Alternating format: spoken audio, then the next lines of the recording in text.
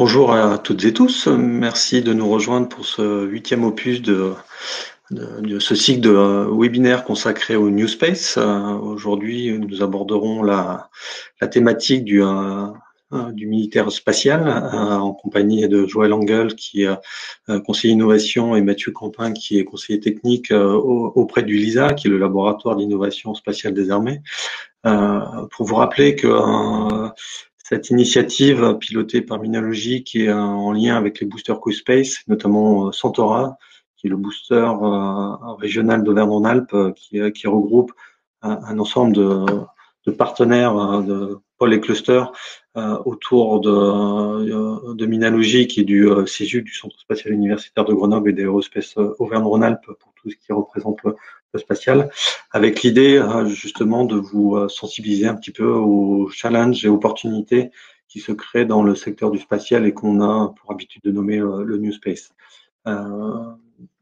Quelques petites infos de rappel concernant ce cycle de conférences. L'objectif, c'est d'essayer de fédérer une communauté autour de ces enjeux du New Space, de vulgariser aussi tous les enjeux que ça représente sur la diversité, aussi bien sur les aspects matériels. Le plus emblématique aujourd'hui, a été notamment dû aux lanceurs et à la redéfinition de l'usage de ces lanceurs.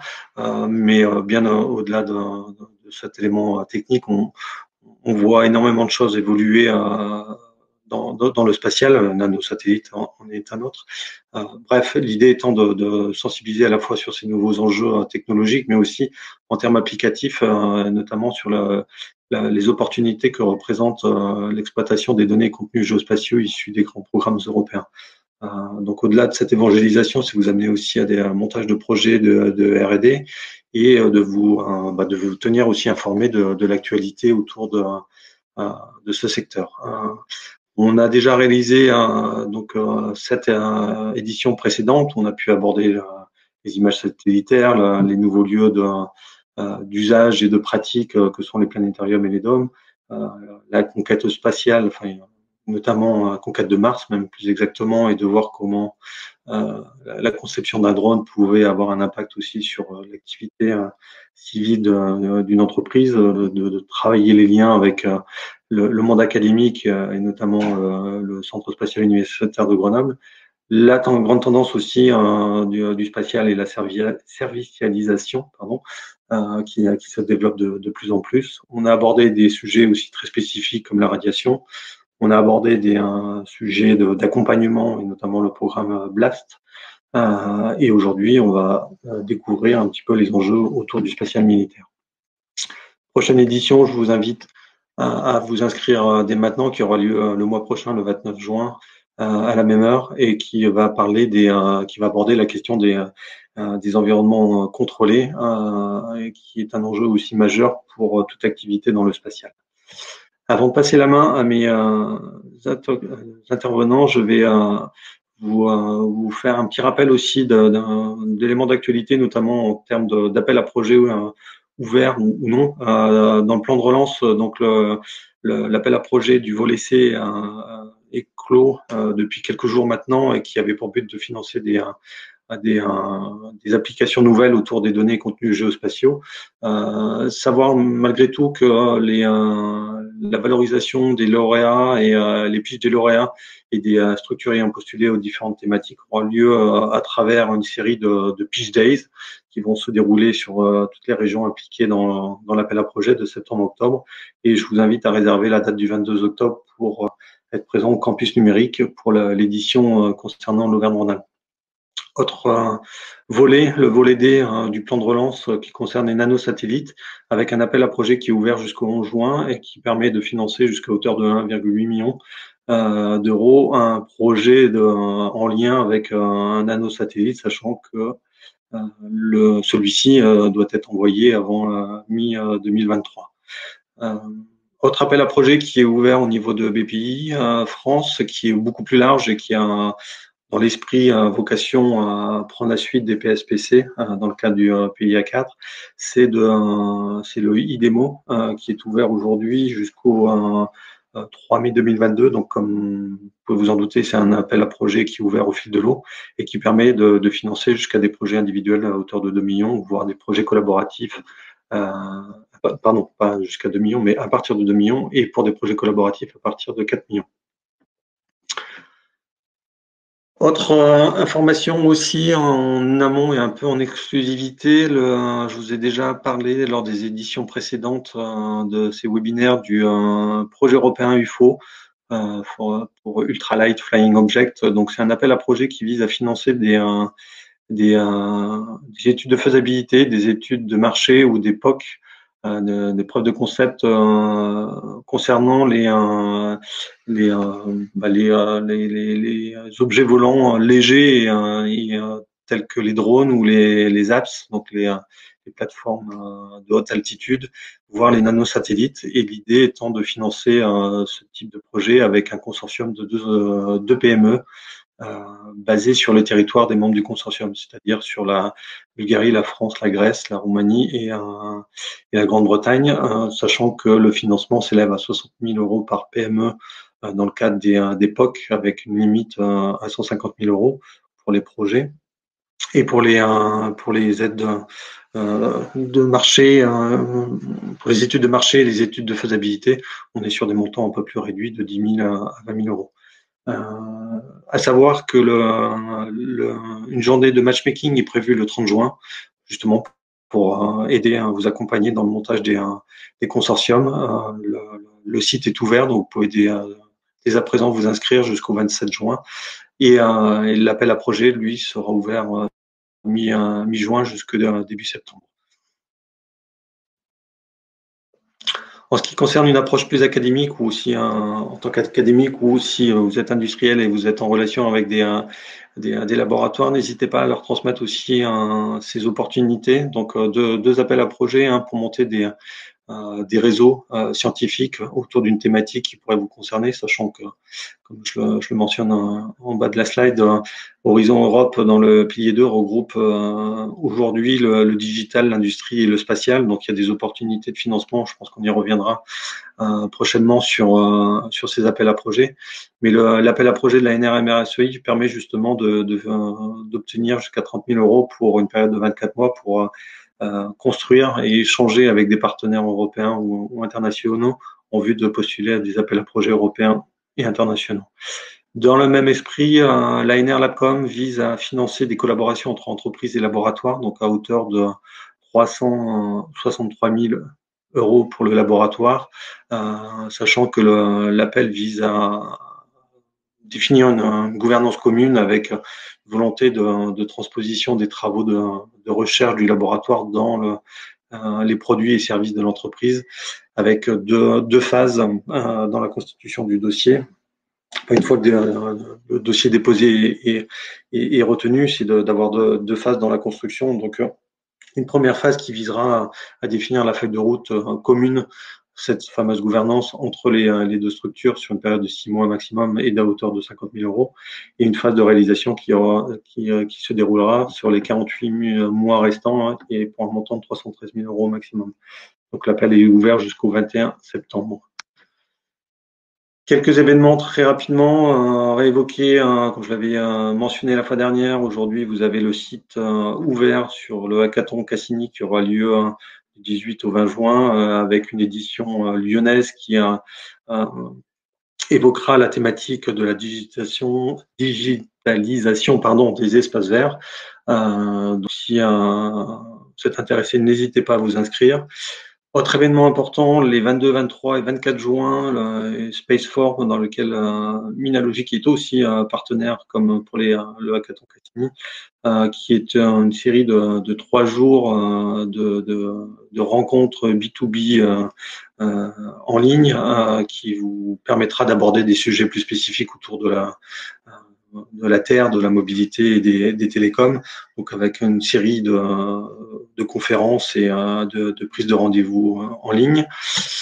Troisième événement, spacecon.io, qui est dans le même esprit un forum avec des conférences et aussi un concours le 19 juin. Les conférences et les prises de rendez-vous auront lieu le 24 juin. sur le lieu de l'événement étant le Centre d'art et de culture et potager du Dauphin à Meudon. Dernier événement pour lequel Minalogic est aussi partenaire sont les Geodata Days qui, eux, auront lieu après l'été, le 15 et 16 septembre 2021 au World Trade Center, qui vous permettra de vous connecter aux acteurs de la géomatique, sachant que dans le cadre de ces Geodata Days, un espace dédié au spatial est prévu et avec un cycle de conférences et d'interventions en lien avec la thématique et le rapprochement pour la géomatique et aussi un espace porté par le Connect Blackness. Dernier petit événement, enfin petit, dans ma slide, en tout cas pas par sa réalisation, le Dev in Space qui va introduire le sujet d'aujourd'hui, donc qui est un hackathon aussi les 4 et 5 juin pour redéfinir, pour imaginer la défense d'un point de vue spatial pour demain. Et donc pour illustrer un petit peu cette thématique et pour passer la main, je vous ai mis une image du CNES qui illustre Yoda, la future garde du corps des satellites militaires français, qui me permet de passer la main à Joël Engel et Mathieu Compin pour aborder les enjeux du militaire dans le spatial. Joël, Mathieu, c'est à vous. Si vous voulez bien. Bien, bonjour à toutes et à tous. Merci au pôle Minalogic pour cette invitation et à David pour cette introduction. Je vais essayer de vous brosser les nouveaux enjeux du spatial militaire et comment la France y a répondu en créant le commandement de l'espace et son laboratoire d'innovation spatiale des armées que nous appelons en interne le LISA. Alors, avant de rentrer un petit peu dans le détail, je pense qu'il est très important de vous donner quelques éléments de contexte. Alors, la slide est assez dense. Je vais essayer d'être le plus synthétique possible. Alors, l'espace, vous le savez, c'est un milieu essentiel au fonctionnement de notre société et à notre sécurité. En qualité de puissance spatiale de premier plan, la France donc, possède des atouts et nos armées utilisent l'espace depuis des années, principalement dans les fonctions de veille stratégique et aussi en appui aux opérations terrestres, aériennes et maritimes. Donc vous l'avez compris, la dépendance et l'importance de l'espace et des services que notre pays offre à nos sociétés et à notre sécurité n'ont jamais été aussi grandes. Aujourd'hui, vous ne pourriez plus vous passer de satellites, de télécommunications, ne serait-ce que pour utiliser votre smartphone. L'espace, c'est aussi aujourd'hui est au cœur d'une compétition stratégique et industrielle qui touche à la fois les applications civiles, on va en parler dans le domaine du New Space, mais aussi les applications militaires. Vous le savez, l'espace aujourd'hui, il y a de nouveaux entrants qui sont des entreprises privées qui ont pour, je dirais, tendance à changer un petit peu les codes et surtout définir de nouvelles barrières à l'entrée. Et bien entendu, cette nouvelle compétition, eh bien, elle entraîne des menaces qui apparaissent et qui se développent. Vous avez tous entendu parler dernièrement de ce satellite russe qui s'appelle Loucholymbe, qui s'est rapproché un petit peu de trop près d'un de nos satellites de télécommunications.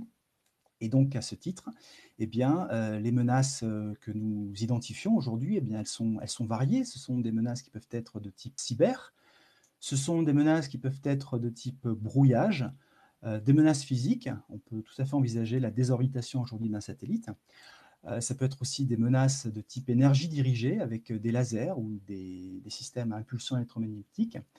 On a aussi identifié des menaces de type cinétique avec des missiles antisatellites. Bref, ce sont des menaces qui peuvent à la fois cibler les segments sol, mais aussi les communications, les logiciels, les segments spatiaux, qu'on parle de plateformes ou de charges utiles. Et ce sont des menaces qui peuvent être réversibles ou non, allant de la neutralisation jusqu'à la destruction de nos moyens souverains. Alors cette compétition, bien entendu, pourrait compromettre notre liberté d'accès à l'espace et notre liberté d'action depuis ou dans l'espace. Alors, Fort de ce constat, la stratégie spatiale française a été initiée dès 2008, puis elle a accéléré grâce à la forte impulsion donnée par le président de la République et la ministre des Armées pour aboutir à l'été 2019 à la publication de la stratégie spatiale de défense qui a été suivie en septembre 2019, le 3 septembre exactement, par la création d'un commandement de l'espace qui est chargé donc de déployer cette stratégie spatiale de défense. L'élaboration de cette stratégie spatiale de défense est à la fois globale et ambitieuse. Je vous invite au passage à la télécharger sur Internet, elle est disponible, hein, elle est publique, et à la parcourir.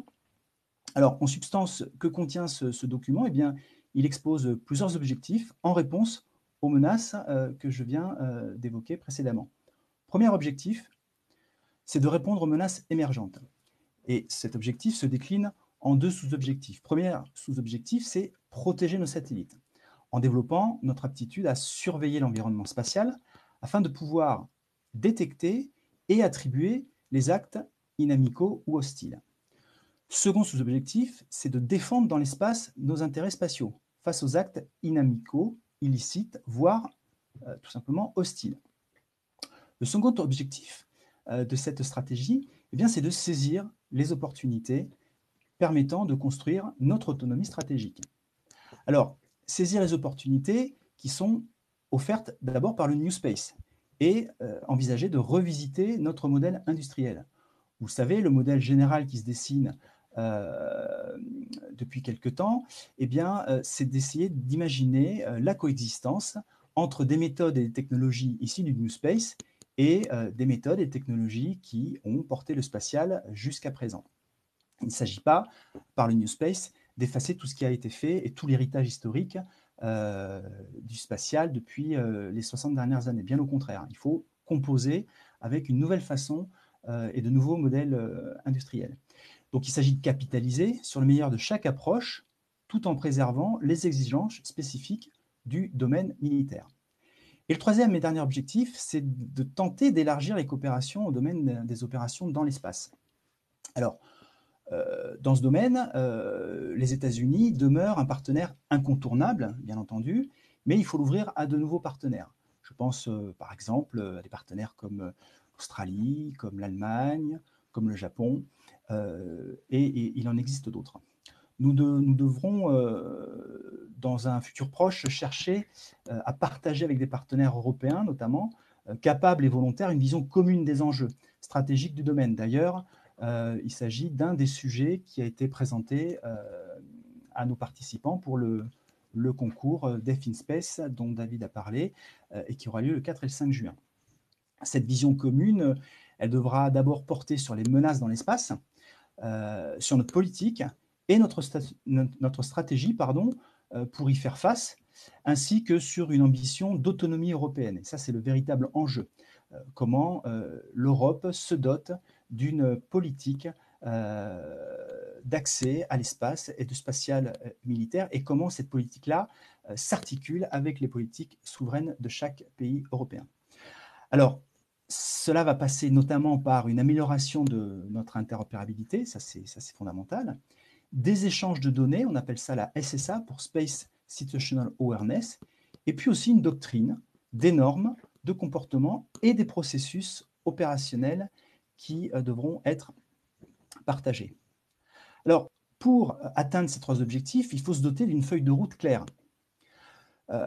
Et donc, en vue de garantir la capacité de la France à agir dans l'espace, la feuille de route aujourd'hui que nous menons et que nous avons s'articule autour de plusieurs points. Le premier, c'est d'affermir la doctrine spatiale de défense française. Vous savez, les opérations spatiales militaires regroupent l'ensemble des activités réalisées par le ministère des Armées ou à son profit dans, depuis et vers l'espace pour garantir la disponibilité, le suivi, la sûreté et la sécurité des capacités et des services spatiaux nationaux ou d'intérêt national. Et ce, en vue de conserver notre entière liberté d'appréciation, d'accès et d'action dans ce milieu. Alors, cette doctrine, elle recouvre également les actions menées dans l'espace pour protéger nos moyens et décourager toute agression. Cette doctrine renouvelée en matière d'opération spatiale militaire va s'articuler autour de 4 fonctions. Donc, je le rappelle, le soutien aux capacités spatiales, la connaissance de la situation spatiale, l'appui aux opérations et l'action dans l'espace. Donc, vous le voyez, avant de pouvoir agir dans l'espace, il va falloir appréhender ce qui se passe dans l'espace et quelles en sont les menaces immédiates ou à venir. Autre point très important, c'est le fait de développer les capacités spatiales pour répondre aux ambitions. Alors, il va falloir trouver un équilibre entre le patrimonial et les services. Et donc, il est important que vous compreniez que dans l'approche de développement de capacités spatiales, nous sommes en train actuellement de développer un système dit de commandement de contrôle, on appelle ça le C2, des opérations spatiales et militaires. Et puis, il faut aussi développer l'expertise spatiale dans la défense. La constitution d'une filière d'expertise et de parcours professionnels attractifs constitue un enjeu majeur pour le MINA et le commandement de l'espace, tout simplement parce que, eh bien, il va falloir, ces nouveaux enjeux vont être à l'origine de nouveaux métiers. Et ces nouveaux métiers doivent être adressés par de nouvelles filières de formation. Donc, il va y avoir des parcours professionnels spécifiques, diversifiés et valorisés depuis le recrutement initial jusqu'au poste de haute direction qui seront mis aussi en place. Donc, il y a une acculturation, mais aussi une formation à la fois des opérationnels jusqu'au plus haut grade de l'armée. Enfin, il faut adapter la gouvernance du spatial militaire aux ambitions. Alors, dans un souci d'efficacité opérationnelle interarmée, de cohérence, de visibilité et de simplicité, le commandement de l'espace, comme je vous le disais en introduction, a été créé le 3 septembre 2019. Il s'agit d'un commandement hybride sous double subordination, celle du chef d'état-major des armées pour ce qui concerne les opérations, le capacitaire, les coopérations, et puis celle du chef d'état-major de l'armée de l'air et de l'espace pour la préparation opérationnelle, la génération de compétences et d'expertise et tous les aspects organiques qui sont autant de facteurs clés de succès de notre unité. Alors, le commandement de l'espace s'installera à terme à Toulouse. Aujourd'hui, il est réparti sur plusieurs sites en Île-de-France, à Lyon et à Toulouse. Et à l'horizon 2025, eh bien, le commandement de l'espace sera situé essentiellement donc sur Toulouse, avec plus de 450 personnes qui sont attendues sur le site du CNES, et une partie de la hiérarchie du commandement de l'espace restera basée à Ballard, proche des autorités. Alors, ce commandement de l'espace, quelles sont ses capacités? Alors, la responsabilité du commandement de l'espace en matière de capacité, elle est premièrement de recueillir le besoin des armées, direction et services, et de proposer des arbitrages au chef d'état-major des armées. Ça, c'est le premier point. Le second point, c'est d'exprimer directement les besoins en matière de maîtrise du milieu au chef d'état-major des armées. Alors, petit rappel du budget, je pense que vous avez dû en entendre parler dans les médias il y a quelques mois maintenant. Le budget consacré à l'espace dans la dernière loi de programmation militaire est de plus de 4 milliards d'euros, auxquels ont été rajoutés environ 700 millions d'euros au titre de la nouvelle ambition. Ce budget permet le renouvellement de l'ensemble des capacités, ainsi qu'un effort important, et j'insiste sur ce point, notamment en matière de maîtrise du milieu spatial, je vous en ai parlé, la SSA et la défense active. Alors, ces capacités, elles sont réparties selon 3 fonctions. Première fonction, on parle d'appui aux opérations.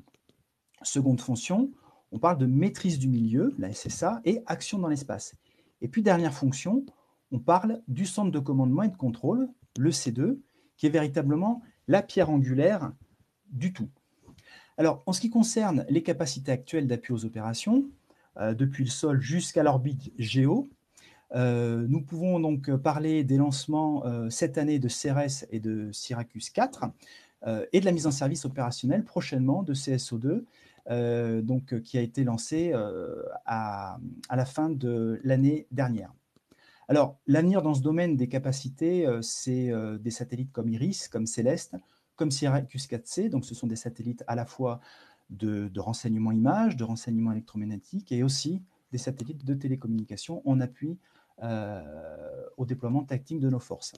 Alors, ce sont des satellites qui présentent des architectures nouvelles et qui vont effectivement s'appuyer sur les architectures des anciens satellites qui sont toujours en activité, à savoir CSO, CRS et Syracuse.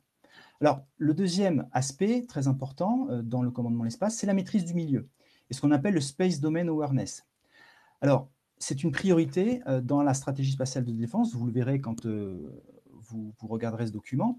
Le CDE, aujourd'hui, dans ce cadre-là, a passé des contrats de service avec des sociétés comme Safran, comme Ariane Group.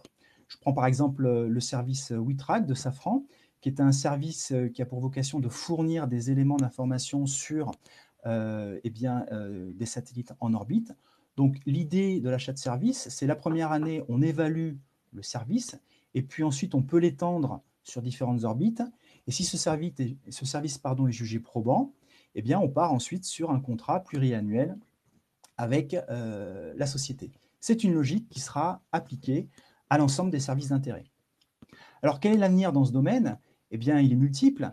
On va envisager dans les mois, les années à venir, le successeur de Grave, vous savez, qui est un système de surveillance de l'espace au sol, basé sur les technologies radar. On va aussi faire appel massivement aux services spatiaux, dans tous les domaines, j'en ai parlé, la SSA, le SATCOM, le renseignement.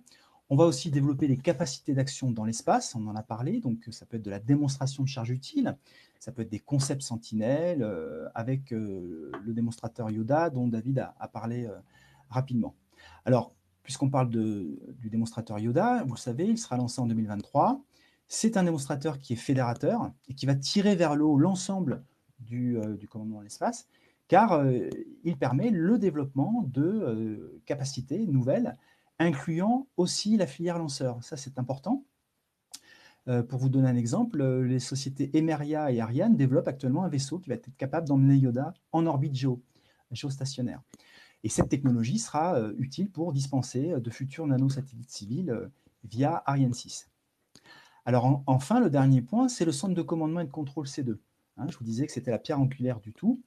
Le défi de ce centre de commandement, ça va être à la fois de combiner des fonctionnalités de type commande-contrôle, de type SSA et de type action dans l'espace. Et cela, ça passe donc par la création de ce centre d'opération spatiale qui va intégrer il y a le maximum de données, des données qui sont issues de capteurs de surveillance, qui soient patrimoniaux ou non, des données qui peuvent être hétérogènes ou des données issues du domaine public. Et donc, il faut qu'on en ait la maîtrise. L'objectif, eh bien, vous l'avez compris, du commande du C2, ça va être de détecter, de caractériser et enfin d'attribuer tout comportement hostile ou inamical. Alors, bien évidemment, il est évident que cette approche des futures capacités, elle suit un fil rouge.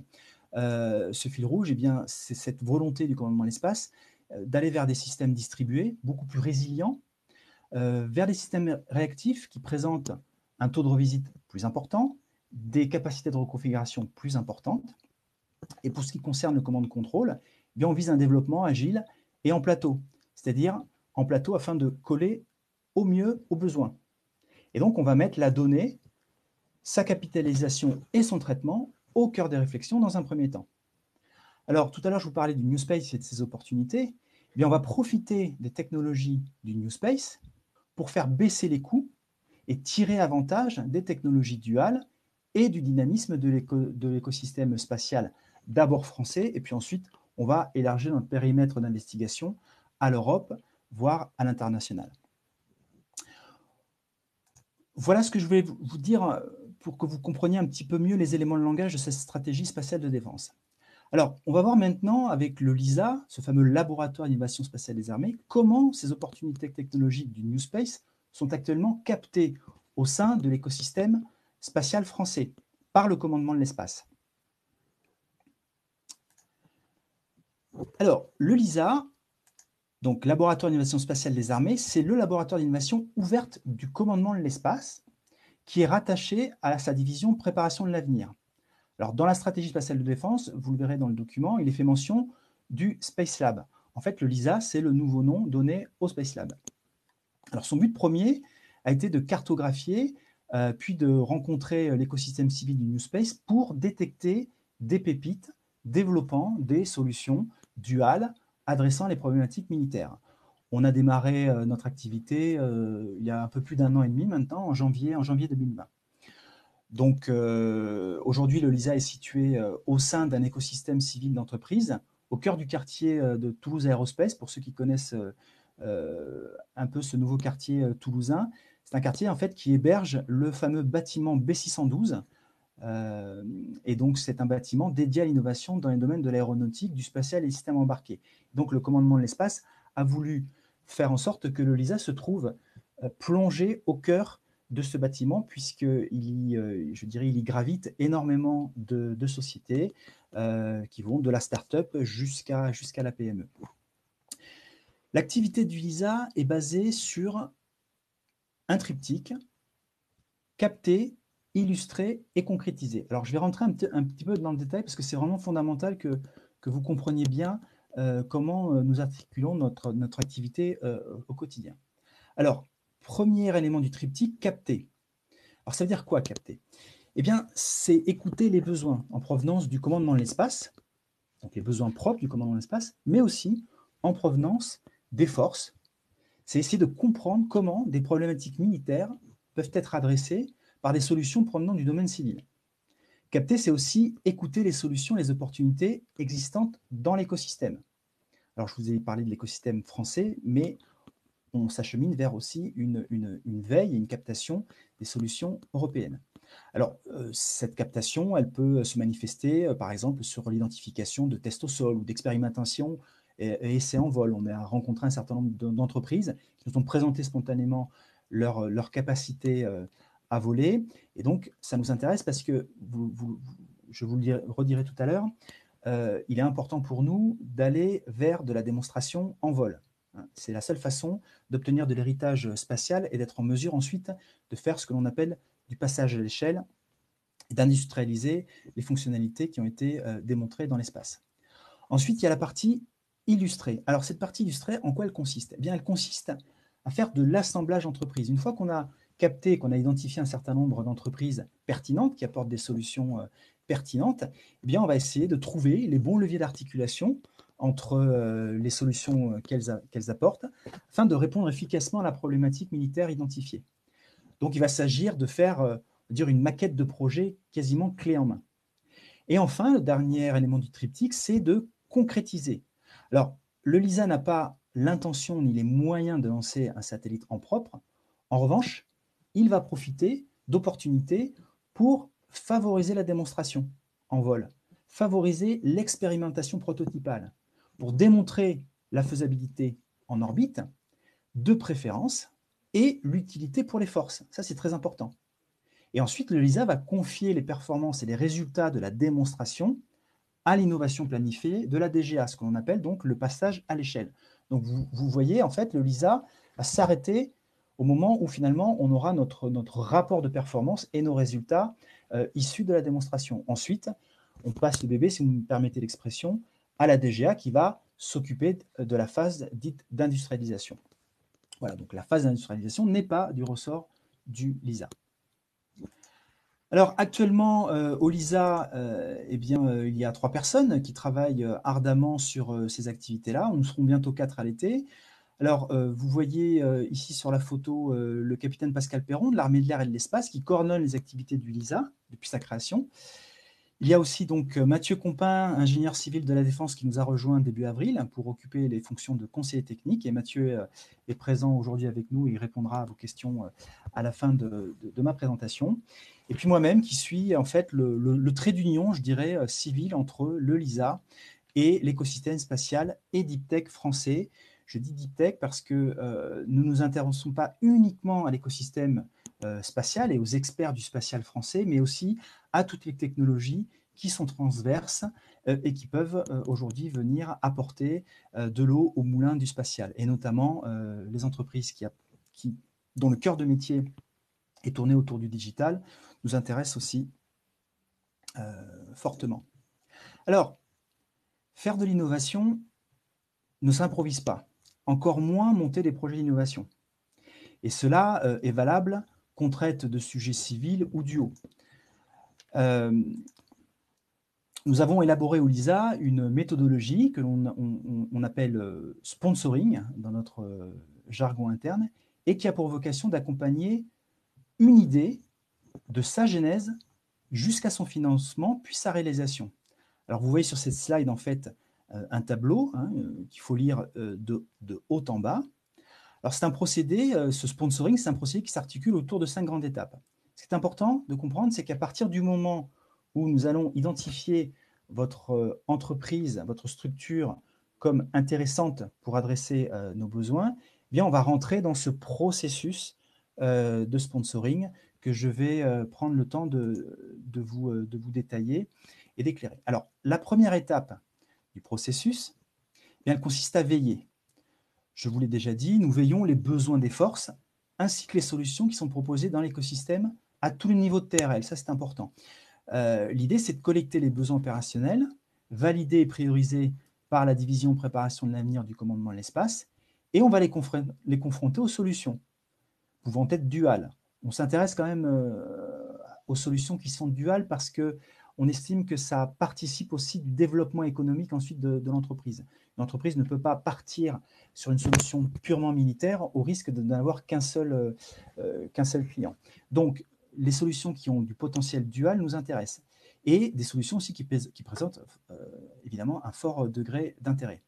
Alors, ces solutions, elles sont enregistrées dans notre tableau des innovations et donc on va tracer l'ensemble de nos contacts dans ce fameux tableau d'innovation. Ensuite, on va passer à ce que l'on appelle l'étape d'idéation. C'est une étape qui est collective en fait et qui favorise l'émergence de nouvelles idées entre les membres du LISA et du commandement de l'espace. Nous réfléchissons à esquisser dans ces grandes lignes un projet d'innovation. Donc, on va réfléchir aux acteurs du consortium potentiel, aux fonctionnalités, au budget éventuellement que l'on pourrait allouer à ce projet, au délai et surtout, et ça c'est très important, à la capacité de ce projet en devenir à passer à l'échelle. Ça c'est très important. La DGA nous le répète régulièrement, l'a dit aussi, il est fondamental que ce projet que l'on va soumettre à terme en fin de processus de sponsoring soit un projet candidat au passage à l'échelle. Alors cette étape, elle va déboucher sur l'ébauche de fiches de concept qui sont validées par le commandement de l'espace et qui sont ensuite soumises à nos partenaires technologiques que sont l'AID et la DGA pour connaître leur avis, soit sur la redondance de l'idée, il peut arriver qu'on ait une idée qui ait déjà été traitée et dont on n'ait pas connaissance, soit pour valider l'intérêt opérationnel, ça aussi c'est important, valider la pertinence technique, ou éventuellement voir si l'idée que l'on pousse n'est pas déjà en conflit potentiel avec une innovation planifiée que nous n'aurions pas vue. Voilà. Donc ça, c'est un travail que l'on fait en amont avec nos partenaires qui nous permet d'éviter de dépenser de l'énergie en vain. La troisième étape, c'est l'étape de maturation. Alors, maturation du projet d'innovation, c'est crucial, car c'est une étape qui va permettre d'asseoir la faisabilité technico-économique du projet à la faveur de nombreux échanges itératifs avec les opérationnels du commandement de l'espace, les fameux officiers de programme, qui sont vraiment au cœur des besoins et des attentes opérationnelles au sein du commandement de l'espace. Alors le processus de maturation peut durer plusieurs semaines et il aboutit à la rédaction de fiches concepts consolidées. L'étape suivante implique nos partenaires par des échanges. Alors tout à l'heure, je vous ai parlé de l'AID et de la DGA, mais il n'y a pas que, il y a aussi l'ONERA et le CNES. Et ces 4 partenaires technologiques viennent appuyer le commandement de l'espace dans la faisabilité du projet. Si le feu vert est donné par ces 4 entités, le projet peut être soumis et déposé au guichet unique d'innovation ouverte de l'AID. Alors c'est la dernière étape que l'on appelle l'étape de labellisation qui se traduit par une période d'instruction du dossier par l'AID qui se prononce en faveur ou non de la labellisation du projet avec à la clé l'octroi d'un financement total ou partiel.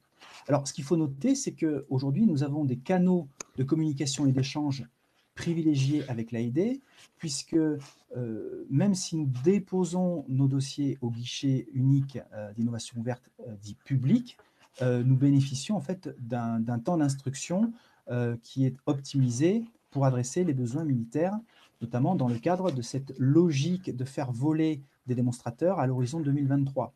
Je ne vous l'ai pas dit tout à l'heure, mais il faut comprendre que pour que nous soyons au rendez-vous des changements capacitaires à l'horizon 2028, et du renouvellement de nos capacités à l'horizon 2028, il faut être en mesure de voler très rapidement.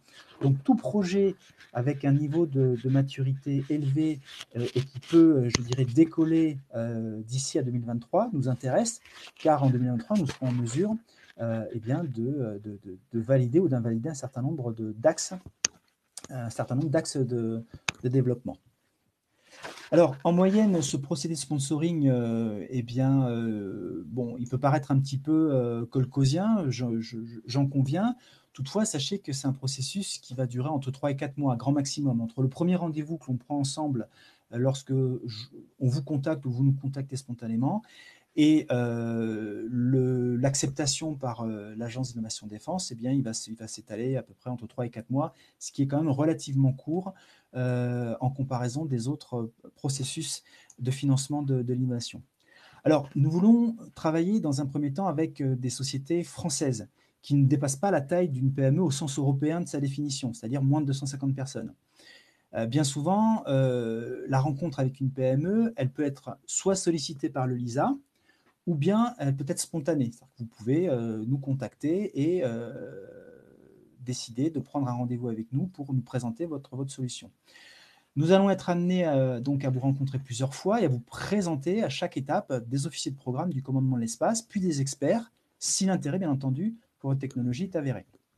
Alors, depuis sa création, le LISA a déposé 4 dossiers de projets d'innovation, dont 2 ont été financés pour un montant total de plus d'1 million d'euros. Alors, pour faire écho aux enjeux du spatial de défense et en réponse aux attentes de la stratégie spatiale de défense, le LISA s'intéresse actuellement et plus particulièrement et en priorité aux technologies suivantes. Alors, vous avez sur la slide quelques illustrations. Je vais essayer de vous donner quelques éléments de langage pour que vous compreniez un petit peu où l'on souhaite aller. Tout à l'heure, je vous ai parlé du commandement du système Command and Control, le fameux C2. Eh bien, ce système-là est très en demande de données hétérogènes. Et donc, la première priorité pour nous, c'est de se doter d'un outil de command and control pour apprécier, surveiller ce qui se passe dans l'espace. Et ce système-là nécessite de faire de la fusion de données hétérogènes, plus ou moins qualifiées, plus ou moins intègres, issus soit de capteurs souverains, soit de capteurs commerciaux. Mais cette fusion de données, elle est fondamentale parce qu'elle va permettre le développement de ce fameux outil de surveillance de l'espace afin de nous aider à mieux appréhender les dangers. Et donc, toutes les technologies de plateforme, notamment à base d'intelligence artificielle, et capables de traiter ces données, sont étudiées. Ça, c'est la première priorité. La seconde priorité, c'est le développement de nouvelles plateformes orbitales. Vous l'avez compris, notre politique d'action dans l'espace nécessite, dans le cadre de la défense active, eh bien, de rendre plus efficace, plus efficiente, de miniaturiser à la fois des systèmes, des charges utiles, afin de pouvoir les installer sur des petits satellites. C'est là où le New Space prend tout son sens.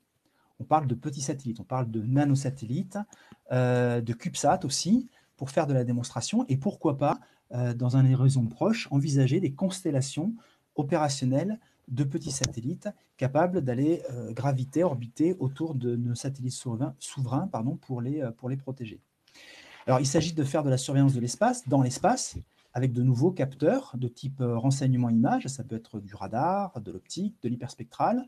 Ça peut être aussi des capteurs de type renseignement électromagnétique pour faire de l'écoute. Ça peut être aussi des nouveaux systèmes permettant de mieux appréhender la gestion de l'énergie à bord. Ça, c'est très important. Ça peut être aussi des systèmes pour mieux appréhender la propulsion d'un satellite par une énergie renouvelable type électrique pour rendre le satellite agile et manœuvrant et augmenter évidemment sa capacité opérationnelle et surtout sa durée de vie dans l'espace. La troisième priorité, c'est le traitement de la donnée, notamment dans le cadre du renseignement et aussi notamment dans le cadre du traitement à bord des images pour permettre d'ouvrir la voie à la fois à la rationalisation, mais aussi à l'autonomisation des tâches de traitement et d'interprétation au sol, qui sont actuellement assurées par beaucoup d'opérationnels du commandement de l'espace.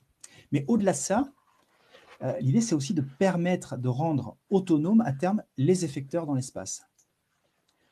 Quatrième point, ce sont les nouveaux moyens de télécommunication. Alors, on en parle beaucoup.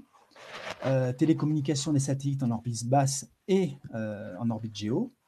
Comment permettre de rendre plus tactique la réception des données au sol pour appuyer les besoins tactiques, hein, les besoins de nos forces au sol. Comment sécuriser les lésions SATCOM. Donc là, on voit bien toute la nécessité d'envisager de nouvelles perspectives en termes de cybersécurité, notamment avec l'arrivée, j'allais dire imminente, mais ce n'est pas tout à fait le bon terme, des technologies quantiques qui vont rebattre un petit peu les cartes des préceptes et des concepts de cybersécurité actuels. Bien évidemment, sécuriser la liaison de données intersatellites, la transmission de données de temps réel, etc., etc. Vous avez évidemment la thématique des nouveaux lanceurs aussi qui nous intéresse, qui permettent ce qu'on appelle le lancement réactif. Alors, ce lancement réactif, aujourd'hui, est plutôt jugé comme un sujet prospectif par le commandement de l'espace, mais clairement, nous avons rencontré plus d'une dizaine de startups qui sont en train de développer de nouveaux concepts de lancement réactif et qui permettraient à terme au commandement de l'espace et à l'armée française d'être en mesure de lancer des satellites dans des endroits spécifiques pour répondre à des besoins urgents, en s'affranchissant des contraintes qui sont imposées par les opérateurs de lancement traditionnels. Vous avez évidemment la thématique des nouveaux matériaux. C'est une thématique qui est très intéressante parce que c'est un secteur d'intérêt qui va rendre, je dirais, plus optimum la fabrication des satellites. Alors, j'ai en tête, par exemple, l'usage du graphène, qui est un matériau qui va permettre une meilleure conductivité et qui va aussi permettre d'améliorer, je dirais, le refroidissement d'un satellite dans l'espace. Vous avez aussi des technologies d'impression 3D en orbite. Bref, il y a beaucoup, beaucoup de choses qui se développent dans ce domaine des nouveaux matériaux et donc nous sommes en veille sur ce point. Alors bien entendu, tout à l'heure je vous parlais du command control, du fameux C2. La thématique de la simulation et de la réalité virtuelle et augmentée nous intéresse parce que cette simulation permet d'améliorer les fonctionnalités de l'outil de surveillance de l'espace. Ou tout simplement permet aussi de faire de la maintenance préventive de plateformes bord. Voilà. Et puis, à plus large échelle, les services en orbite sont d'intérêt aussi pour nous et la réutilisation des lanceurs et des satellites. Voilà. Bon, bien évidemment, cette liste n'est pas exhaustive, mais elle vous permet d'avoir, je dirais, un kaléidoscope des sujets sur lesquels nous nous intéressons actuellement. Donc, je le répète, dans un premier temps, la surveillance de l'espace, voilà, et ensuite, premier pilier, surveillance de l'espace avec le C2, et deuxième pilier, action dans l'espace dans les mois et années à venir. Voilà, j'en ai terminé avec la présentation. J'espère que je ne vous ai pas trop noyé avec toute cette information. Mathieu et moi, nous nous tenons à votre disposition pour répondre à vos questions. Merci beaucoup Joël pour cette présentation. On va enchaîner. Il y a eu quelques questions qui sont apparues dans les dernières minutes. Donc bonjour Joël, est-il possible de définir un niveau de TRL jusqu'auquel l'ISA porte un dossier avant de le transférer à la DGA? Réponse de Mathieu, du coup, qui a profité du chat. Le LISA peut aller d'un TRL de 3 à 9, mission en orbite, dépôt de service. Tu confirmes? Oui, tout à fait. Alors, il est clair que comment dire, les TRL très très bas vont nécessiter un niveau de développement beaucoup plus important. Et donc, je dirais sur la ligne de temps, ça va nécessiter quand même pas mal de mois de développement.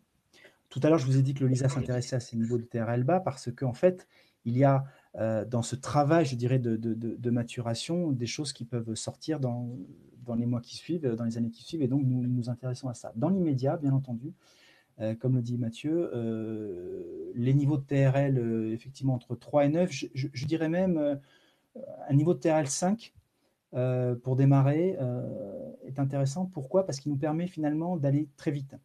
Autrement dit, le discours que l'on mène auprès de l'AID est le suivant. Plus vite nous sommes en mesure de voler et de démontrer les fonctionnalités, un certain nombre de fonctionnalités dans l'espace, et mieux c'est. Donc aujourd'hui, c'est l'argument qui fait mouche, hein, clairement. Et donc, nous débarrons effectivement sur des TRL, des mots de TRL 5-6 pour ensuite les amener avec un minimum de temps et d'effort d'innovation vers du prototype. Alors le prototype, c'est, si je ne me trompe pas, on est sur du niveau de 7 Voilà. Donc on va dire de 3 à 7 ou de 3 à 8, et puis après l'industrialisation, ça sera pour la DGA. D'accord.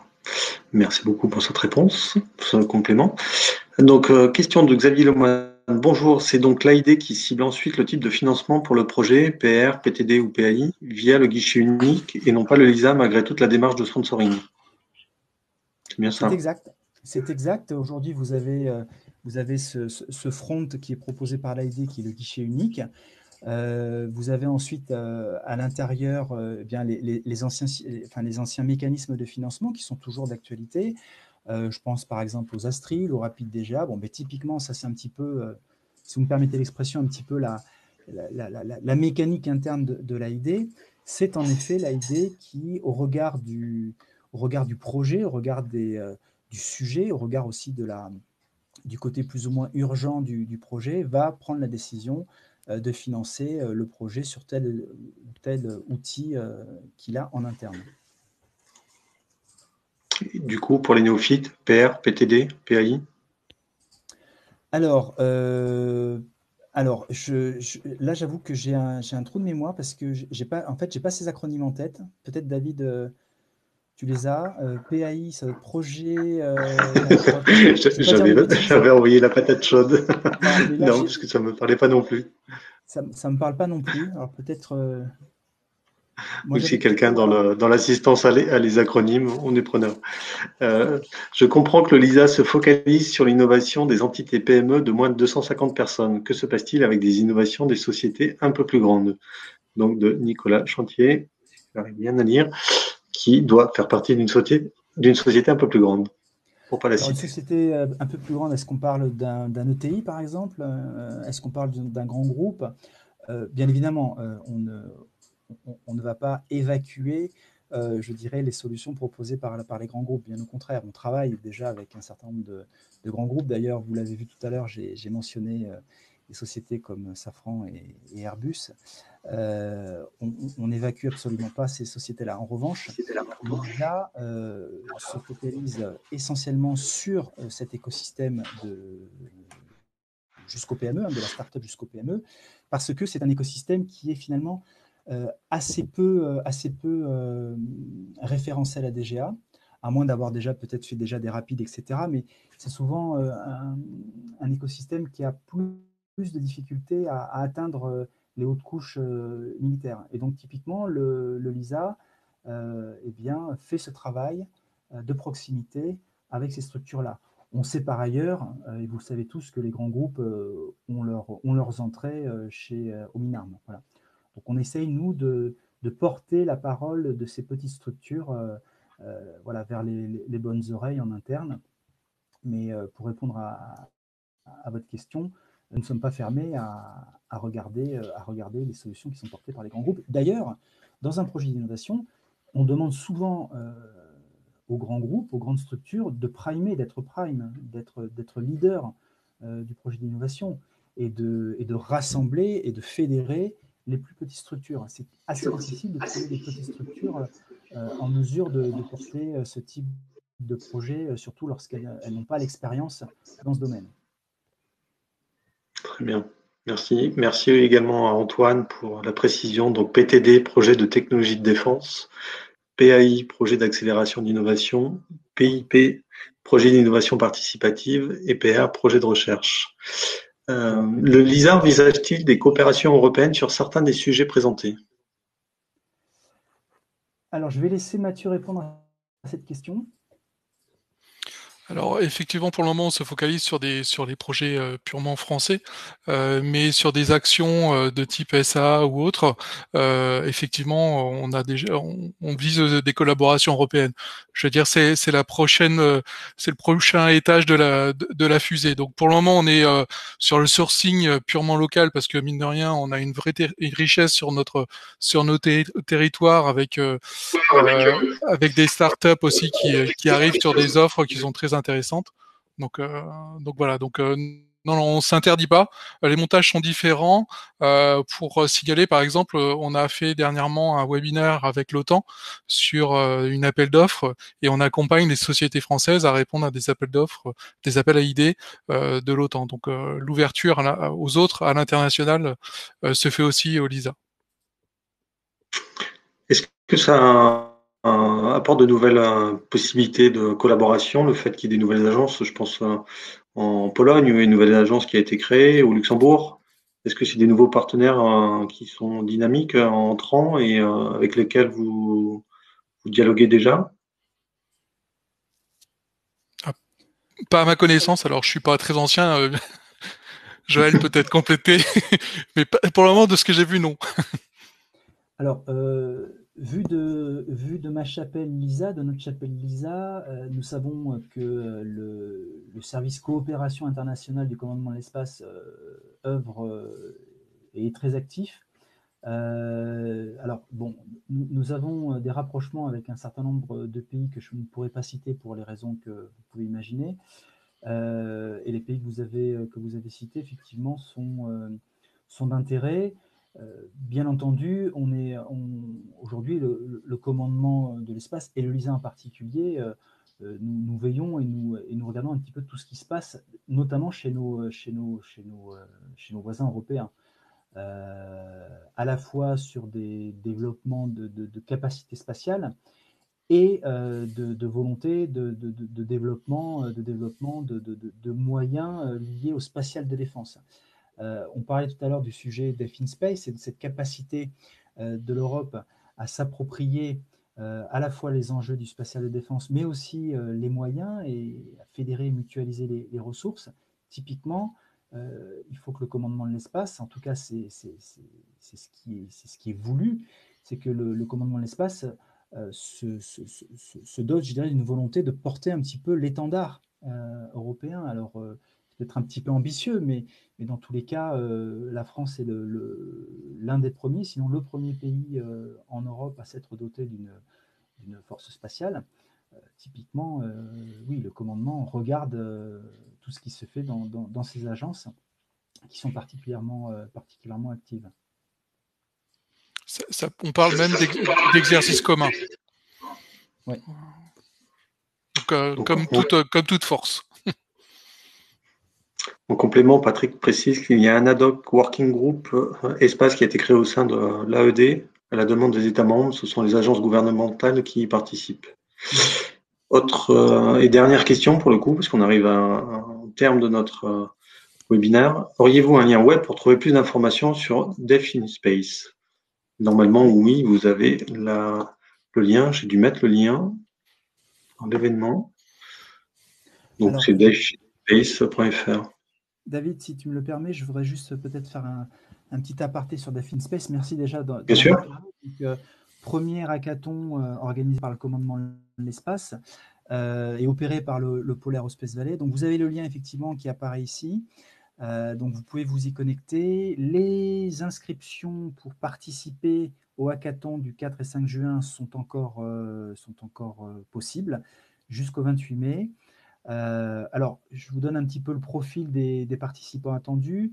On attend essentiellement des étudiants, quel que soit leur niveau de formation d'ailleurs, quel que soit leur profil, qu'ils soient issus de filières, je dirais, techniques ou plus molles, même si j'aime pas trop l'expression, plutôt issus des sciences humaines. Il y a deux sujets, un sujet sciences humaines et un sujet technique. Donc les étudiants peuvent s'inscrire. Et on attend aussi des ingénieurs, de jeunes ingénieurs qui sont embauchés dans des sociétés et qui ont moins de 3 ans d'expérience. Voilà, ça nous paraît important de pouvoir, je dirais, mêler, faire se mélanger à la fois des étudiants et des jeunes embauchés issus d'ailleurs de différentes sociétés, hein, que ce soit des petites entreprises ou des grands groupes.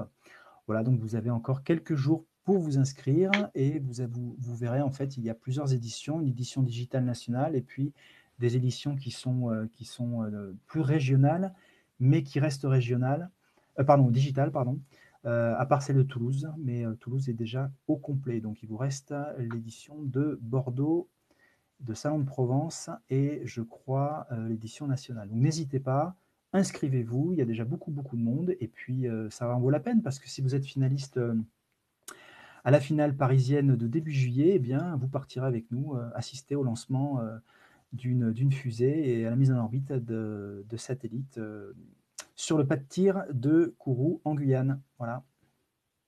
J'espère que j'ai bien teasé. Je pense bien. En tout cas, un grand merci à vous deux, Joël et Mathieu, pour cette intervention, et j'espère que les personnes présentes auront apprécié toutes les informations dont vous avez fait part. Quant à moi, je vous laisse mes coordonnées aussi. Si vous avez moindre question sur l'action de Minalogic et du booster Centaura pour le New Space, n'hésitez pas à prendre contact avec moi. Je suis toujours à la recherche aussi de projets, de solutions, d'intervenants autour du sujet. Donc, je suis preneur de vos remarques, et n'hésitez pas aussi à remonter votre intérêt pour ce cycle de webinaires que vous pouvez retrouver sur la chaîne YouTube du pôle de compétitivité Minalogic. Moi, je vous donne rendez-vous le mois prochain pour parler des environnements contrôlés. Un autre sujet extrêmement intéressant et aussi crucial pour tout le monde spatial. Merci encore à Joël et Mathieu, et à très bientôt. Merci beaucoup. Au revoir. Merci, au revoir. Merci, au revoir.